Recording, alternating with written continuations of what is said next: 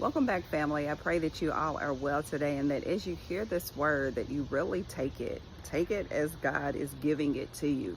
You know, a lot of times we ask the Lord for instruction, we ask him for direction, we say, God, I don't know what I need to do next, what do you want me to do next? And then God gives it to us, and somehow, some way, we kind of let it fall to the ground. So today, I want you to make sure that you don't do that you really receive it, that you grab hold. And God is saying this to you today: nip it in the bud.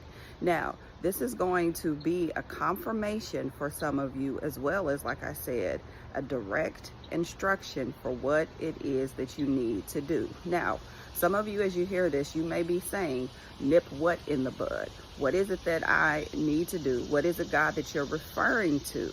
Okay, but if you have that question around it, then ask the Lord and he will reveal it to you if you don't know immediately what that is. But here are a couple examples. Sometimes God is telling us to nip it in the bud when it comes down to that thought, when it comes down to a distraction, when it comes down to even something that we're facing that we kind of let get too far gone before we address it. God is saying nip it in the bud. Now, that means to cut it off at its roots before it starts to even blossom too much. Because when you think of literally that term, a bud, that means that it has just started to bloom. So a lot of times what people do is they wait, they let it fester, they continue to let it grow. They won't address it until the person comes to address them.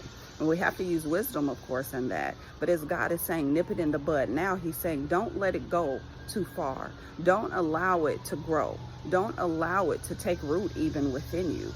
Don't allow it to continue to even manipulate or to mess with you, to control your thoughts, to have you disturbed throughout the day, to cause a spirit of fear. Because remember, fear will come, doubt will come, uncertainty will come. But I want you to recognize that they will come and go. But it starts to take root when we don't nip it in the bud, when we just let it sit there and we allow it to grow. And then we even do this. There are times when we even start to water it. We water it by our word choices. We water it by what we think about. When I say it, I'm saying that specific thought, that specific notion, that specific attitude or spirit that's there. It's lingering.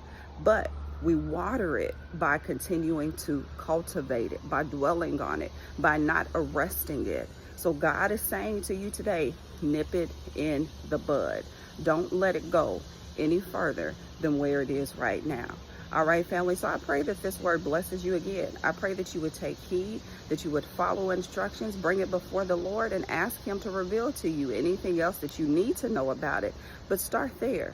Start there by using your authority. That's how you do it. Okay, so to clarify, that's how you nip it in the bud, by using your authority. And then if there are any other specific directions that God has attached alongside of that, then he will let you know. But you're addressing it head on by the authority of Christ, not your own authority. All right, so I pray that you receive this. I love you. I'm praying for you. Be blessed. Bye-bye.